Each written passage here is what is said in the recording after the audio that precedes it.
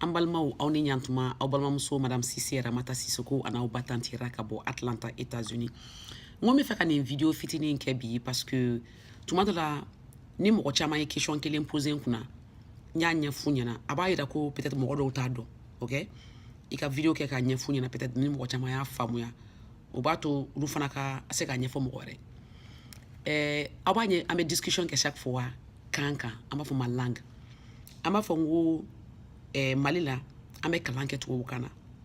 ok? An bɛ mori kalan kɛ arabukan na. Kuma caman bɛ an b'u fɔ an t'u faamuya parce que an b'a fɔ kan min na ani kan cogoya min na an t'a faamuya. Kan tubabukan na a bɛ fɔ ma ko langue. Kan cogoya a bɛ fɔ ko langage. Olu tɛ kelen ye. Ni mɔgɔ bɛ kuma mɔgɔkɔrɔba fɛ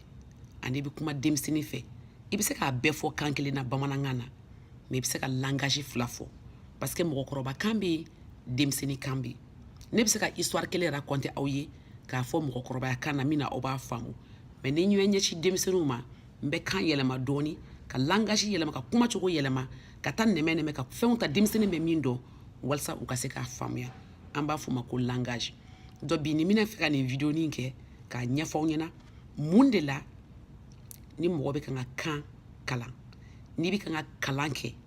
kan na i tɛ kan min faamuya mun na i tɛ se ka dɔnniya sɔrɔ o kan na parce que kalan bɛ yen dɔnniya bɛ yen kodɔn bɛ yen olu différence ye mun de d'abord an ka kuma kan kan an b'a fɔ ma tubabukan na ko la langue bamanankan filakan anglais français kan caman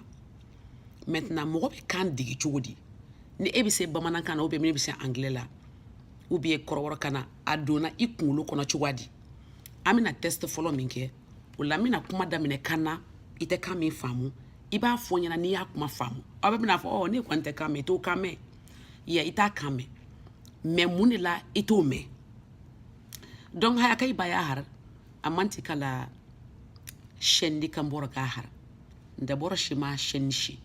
bi na haya har mane in shin ka fahama haya shi za haya kan no mana bai kamara bora ina hari mana bai kamara bora fo nga ne hey taka fu da bora shi ma shen shi shin ka faham shen no shi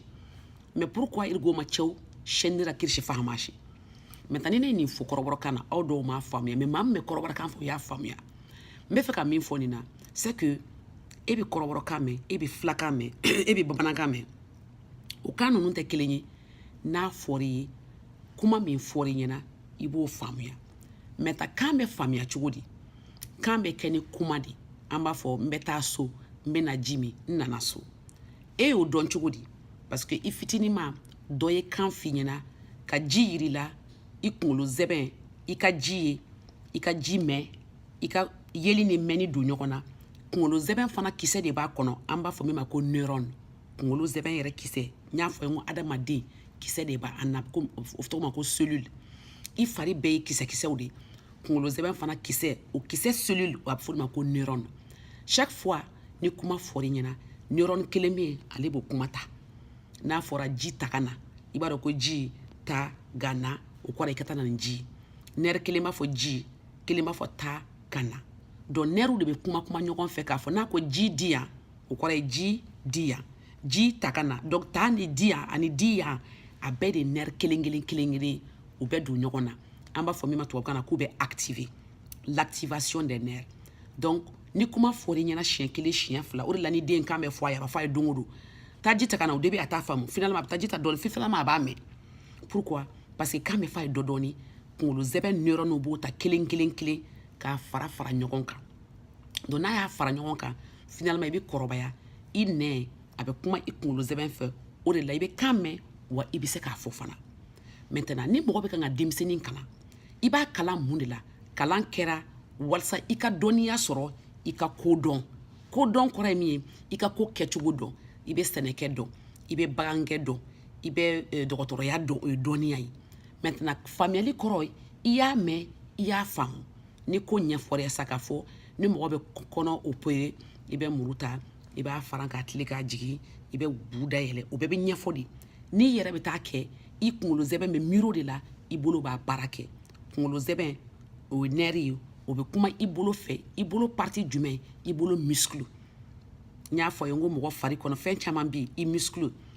muscle o ni kunkolo zɛbɛn bɛ kuma cogo di kunkolo zɛbɛn ale kisɛ ye neuron ye hakilina min bɛ fɔ mɔgɔ ye n'i ko mɔgɔ ma sisan na yan kuma min bɛ don a tigi tulo la a kuma bɛ taa i kunkolo zɛbɛn parti dɔ la o ye kunkolo zɛbɛn parti min b'i tulo kɔfɛ an b'a fɔ ma ko lobe temporal parce que a bɛ temple la kuma bɛ don a fɛ kuma bɛ komi ondu de ondu bɛ taa a b'i neuron taper k'a fɔ neuron ye hey ko kana ni ji de neuron fana ale ye ji dɔw b'a kɔnɔ an b'a fɔ ma ko hormone ou bien neurotransmetteur transmettre o kɔrɔ ye ka ciden a bɛ komi ci ji min b'a to ci bɛ kɛ i fari kɔnɔ o ji an b'a fɔ ma ko acetylcholine o ye ji dɔ de ye a bɛ b'i nɛrɛ kɔnɔ ka boli ka t'i muscle la k'a fɔ ni nin ji hakɛ nana dɔrɔn o kɔrɔ ye k'i bolo kɔrɔta nin ji hakɛ o kɔrɔ ye k'i kana nin tasa ye donc acetylcholine ni o neurotransmetteur don o bɛ kuma i muscle fɛ walasa i muscle ka se ka baara kɛ o de la n'i ye dɔgɔtɔrɔya kalan i y'a kalan filakan na o i y'a kalan bozokan na o anglais la o français la o n'i y'a faamu ka ban ko muru bɛ taa cogo min a ɲɛfɔli ye kuma kɛra i muscle fɛ i sera a la a ma se k'a f'i ye don o don dɔgɔtɔrɔya bɛ kɛ cogo min i bɛ se i bɛ diplôme sɔrɔ i b'a baara kɛ san 30 40 maintenant n'o kuma kelen fɔr'i ye kan na i kunkolo zɛbɛn neuron kan min t'o activer parce que a kan ma don a kɔnɔ kabini longtemps depuis longtemps o kunkolo zɛbɛn neuron ni a tɛ se ka kuma i muscle fɛ k'a fɔ a ɲɛna opération bɛ kɛ cogo min o de kama n'an bɛ kan ka denmisɛnnin kalan kan na a tɛ kan min faamu a bɛ gɛlɛya ma mun na parce que kan bɛ don tulo yɔrɔ min fɛ ka taa kunkolo zɛbɛn yɔrɔ min na neuron min degera bamanankan na ou bien kɔrɔbɔrɔkan na a neuron ma dege tubabukan na ale neuron ni a bɛ ji min bɔ a t'a bɔ ka ɲɛ parce que a t'a faamu parce que neuron kelen b'a fɔ ji kelen b'a fɔ tasa kelen b'a fɔ barama i y'o faamu i ka kan na an b'a fɔ ma langue maternelle o nana f'i ye tubabukan na pendant k'i ye san 6 sɔrɔ 6 ans o b'a sɔrɔ kunkolo zɛbɛn degera bamanankan na kuma kura min bɛ f'i ye a bɛ komi i bɛ kan ka apprendre tuguni neuron kura kan ka dege a la alors que kuma kɔrɔ in i b'o dɔn déjà n'i ye kalan k'o la o kalan fanga bɛ girinya a dɔnniya bɛ girinya i hakili ma o de kama n'i ye kuma fɔ mɔgɔ ye kan na a tigi bɛ kan min dɔn a tigi bɛ kan min fɔ o b'a sɔrɔ a tigi ka a kunkolo zɛbɛn activer mun bɛ se ka kuma muscle fɛ muscle ka baara kɛ ka ɲɛ parce que hakili ani baara relation ye muscle de ye mɔgɔ fari i bu de bɛ baara kɛ sinon foyi wɛrɛ t'i fari kɔnɔ min bɛ se ka baara kɛ min i b'a contrôler an b'a fɔ ma ko action volontaire min t'i bu ye c'est comme i cœur filɛ i t'o contrôler i dusu bɛ panpan i tɛ se ka foyi k'o la i dumuni bɛ i kɔnɔ i b'a dun a bɛ digérer i tɛ se ka foyi kɛ mais i bɛ se k'a fɔ na n ka n bolo kɔrɔta na n ka n ɲɛ yɛlɛ na n ka n datugu parce que olu bɛ ye muscle ye o muscle bɛ kunkolo zɛbɛn de lamɛn parce que muscle tɛ baara kɛ ni nerf tɛ kuma fɛ o de la mɔgɔ min paralysé len don pourquoi a tigi tɛ se ka taama a tigi tɛ se k'a bolo kɔrɔta mun na parce que muscle b'a tigi la o mais kunkolo zɛbɛn o nerf nin an b'a fɔ ma ko nerf moteur nerf dɔ de bɛ ale bɛ komi kunkolo zɛbɛn ni muscle cɛ o de tɛ marcher ji min kan ka bɔ an b'a fɔ ma acetylcholine ani neurotransmetteur minnu kan ka bɔ olu de tɛ kan ka bɔ ka kuma muscle kɛ k'a fɔ wuli k'i jɔ pour que a tigi ka se ka taama taama o tɛ paralysie ya kalan fana paralysie b'a la kunkolo zɛbɛn na parce que ni kuma fɔr'i ye kan na i tɛ min mɛn i t'a faamu i tɛ se ka foyi kɛ parce que a bɛ komi kunkolo zɛbɛn kan ka kuma muscle fɛ yɔrɔ min connexion t'u ni ɲɔgɔn cɛ o de kama dugu minnu na mɔgɔ bɛ kan ka kalan kɛ kan na a bɛ min mɛn o dugu bɛ taa ɲɛ dugu min na mɔgɔ bɛ kalan kɛ kan na i tɛ min faamu o dugu bɛ to kɔ parce que mɔgɔw tɛ se k'a faamuya de kunkolo zɛbɛn tɛ se k'a baara ka kuma muscle fɛ walasa ka dege a baara la komi n'o y'a sɔrɔ i ka kan min fɔr'i ɲɛna filanan ye min ye kanko la ni kan fɔra mɔgɔ ye kan min i nerf bɛ activer i nerf bɛ connecter kunkolo zɛbɛn partie dɔ la o b'a sanfɛ an b'a fɔ min ma ko le système limbique o yɔrɔ jumɛn ye kunkolo zɛbɛn yɔrɔ min b'a to i bɛ hinɛ i bɛ kɛ mɔgɔ fɛ i bɛ makari i bɛ kasi ko dɔ bɛ yen min tɛ se ka fɔ mais kunkolo zɛbɛn kɔnɔna b'o yɔrɔ de kɛ donc ni kuma fɔr'i ye kan na kan min na kunkolo zɛbɛn bɛ activer n'a fɔra k'i ye sonyɛni kɛ a bɛ digi la parce que sonyɛni a fɔr'i ye kabini fitinin kan min na a man di ye alors que n'u nana fɔ ko bon il a été corrompu quoi c'est la corruption a tɛ digi la a t'i lamaloya a t'i tɔɔrɔ parce que tubabukan corruption o t'i nerf activer nɛrɛ min bɛ maloya dɔn min bɛ hinɛ dɔn a bɛ kasi ni makari dɔn parce que nɛrɛw baara n'u ka baara de don o de kama dugu kɔnɔ komi Mali ni dugu caman na dugu bɛ se ka kɛ mɔgɔ bɛ 1 milliard suɲɛ i bɛ bɔ ka taama f'i bɛ yɛlɛ ouais corruption de don mais a bɔra la quoi mais n'a fɔ k'i ye dɔrɔmɛ 20 suɲɛ bamanankan na a bɛ digile i bɛ malo ou bien n'a fɔra k'i fa ye zon ye i ba ye zon i bɛ maloya munna parce que suɲɛni man ɲi i ka kan na parce que i ka kan de la i bɛ maloya i ka kan de la i bɛ hinɛ o de kama ka kalan kɛ kan wɛrɛ la a kalan a tɛ se ka dunya a tɛ se ka hinɛ a tɛ se ka makari a tɛ se ka recherche kɛ ka invention ka ko kura bɔ parce que a kalan tɛ se ka dunya komi n'i ba n'i fa ka kan i ka todunkan kalan donc vidéo in y'a kɛ min kama pour vous expliquer un peu seulement comment an famana ɲɔgɔn ma dɔɔni parce que nin bɛ hakili la ka kɛ depuis longtemps mais mina vidéo wɛrɛ kɛ peut-être en détail ou bien live dɔ min aw bɛ se ka question poser k'a ɲɛfɔ dɔrɔn mun de la ni maa bɛ ka kalan kɛ kan na i ka kan tɛ min ye i tɛ se ka taa ɲɛ munna parce que i tɛ hinɛ a kan na kan tɛ digi i ni i sɔnkun na parce que i sɔnkun kan b'o la sɔn bɛ yɔrɔ jumɛn a bɛ système lenbique a bɛ kunkolo zɛbɛn dɔ de kɔnɔ min ka dun min bɛ kunkolo zɛbɛn bɛɛ sanfɛ min b'a to i b'a fɔ hey nin ye maloya ko ye vraiment nin ye tɔɔrɔ ye n'a fɔra kan wɛrɛ la bon il a été victime il a été accusé de corruption du gouvernement bon tubabukan de don quoi a tɛ digi la bon ko Madu de ye dɔrɔmɛ 100 suɲɛ quoi mais a bɛ digi la parce que suɲɛni i ka kan na bamanankan na a ka girin bon la corruption tubabukan don a man girin i kunkolo ma n bɛ fɛ ka min fɔ n'an bɛ fɛ ka taa ɲɛ dɔnniya min an bɛ fɛ k'a di an denw ma an bɛ fɛ k'a di mɔgɔw ma a ka di kan na u bɛ kan min faamu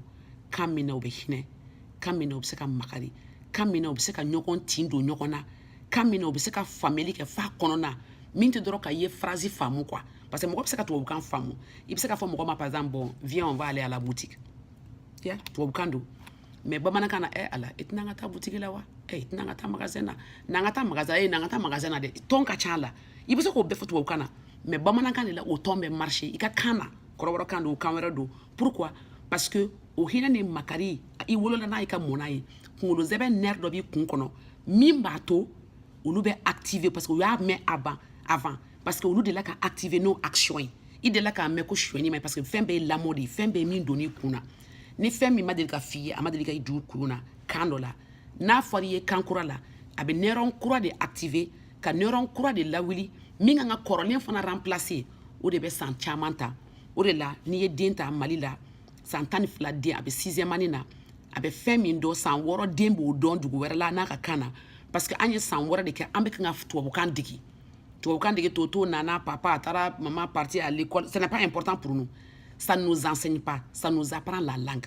maintenant n bɛ fɛ ka min fɔ pour que ka faranfasiya n tɛ fɛ aw k'a miiri k'a fɔ ka kalan kan kalan ani ka kalan kɛ kan na c'est deux choses différentes mɔgɔ bɛ se ka tubabukan kalan ka français anglais kalan ka kɔrɔbɔrɔ i bɛ se k'o kalan pour que dɔrɔn ka kuma mɔgɔ fɛ baro la mais ka kalan kɛ kan na i kan k'o k'i ka kan de la walasa i k'a faamuya i ka se ka baara kɛ n'i bolo ye ka baara kɛ n'i hakili ye ka se ka ko kɛ i yɛrɛ walasa i ka jamana ka taa ɲɛ o ye dɔnniya kalan ye donc n tɛ fɛ a k'a confond n tɛ français contre la dɛ mais n bɛ contre la ka kalan kɛ français de la o de ye n ka problème ye parce que mɔgɔ man ka kalan kɛ français la parce que i ka kan tɛ mais i bɛ se ka français kalan moi je peux parler français je parle français mais je ne devais pas étudier dans le français ou bien en français parce que ni n y'a kalan n ka kan na n b'a faamuya o la n bɛ se k'a kan répéter yɔrɔ bɛɛ n'i kɛra dɔgɔtɔrɔ ye dɔgɔtɔrɔkan bamanankan tɛ filakan tɛ o n'i kɔni bɛ misi kɔnɔ fara ou bien saga kɔnɔ fara ou bien mɔgɔ kɔnɔ fara opération ye chirurgie ye chirurgie de kan joli bɛ kan 5000 de bɛ diɲɛ kɔnɔ 5000 ou bien 10 000 langues bɛɛ b'i ka kan fɔ bɛɛ bɛ kalan kɛ dɔnniya dɔrɔn de bɛ f'i ka fɛn faamuya donc nin vidéo kun ye dɔrɔn ka kalan ɲɛfɔ kan na donc c'est pour dire que moi je suis contre n bɛ langue ka kalan kɛ kan wɛrɛ la n b'a contre la parce que mɔgɔ tɛ se ka dɔnniya sɔrɔ kan wɛrɛ la ok i ka dɔnniya i b'a sɔrɔ i ka kan dɔrɔn de la i b'a sɔrɔ i ka kan na cogo min parce que kunkolo zɛbɛn o de bɛ activer ka fɛnw fara ɲɔgɔn kan parce que olu activer non déjà dans ton passé ka se ka un kɛ deux ye k'u don ɲɔgɔn na quoi ka se ka esprit d'analyse ni esprit de synthèse o kɔrɔ ye ka jateminɛ kɛ k'a fɔ nin de don wa o tuma nin de don ka conclusion tirer a la donc vraiment merci beaucoup n bɛna essayer ka nin vidéo bila page kan pour que aw ka se k'a lajɛ donc à la prochaine merci bye bye